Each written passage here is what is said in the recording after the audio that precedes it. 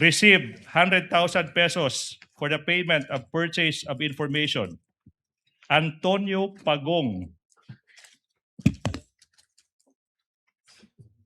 Ito yung tanong now. Do you have personal knowledge? Sa Tagalog, nakita mo ba si Colonel Lachica na nagbigay ng 100,000 pesos in confidential funds sa isang Antonio Pagong? Yes or no? Nakita mo ba si Colonel Lachica nagbigay ng perang iyan, 100,000 pesos to Antonio Pagong? Nakita mo ba siya o hindi? Hindi ko siya nakita, Your Okay. Honor, kasi wala po ako doon sa ground. Siya po ang Good. nag-implement, Your Honor. Good. Let's go to P181620. Timon Andrew Pusa. Timon Andrew Pusa. Nakatanggap ng 100,000 pesos rental of transport vehicle. Same sagot ba? Hindi nyo nakita si Colonel Lachica nagbigay ng pera, hindi po 1,000, 100,000 pesos sa isang Timon Andrew Pusa. Hindi po ba?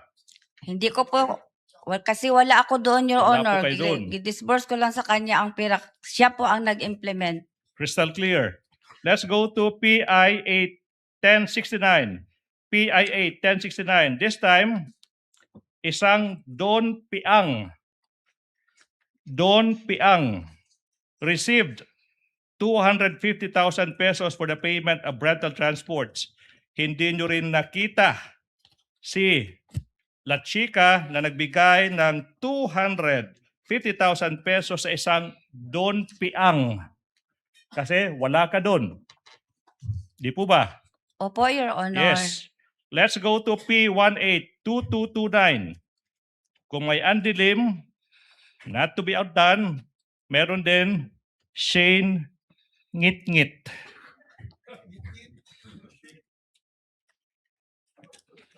Translation, Ngit-Ngit, Bisaya for madilim.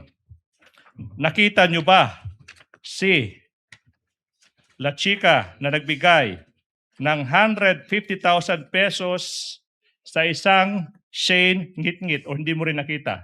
Di po ba? Hindi ko nakita, Your Honor, kasi wala po ako doon sa ground. Si Colonel Lachica po, na security officer, siya po ang nag-implement, Your Honor. Hindi ko nakita kasi wala ako sa ground. Good. Now, last. May isang acknowledgement receipt.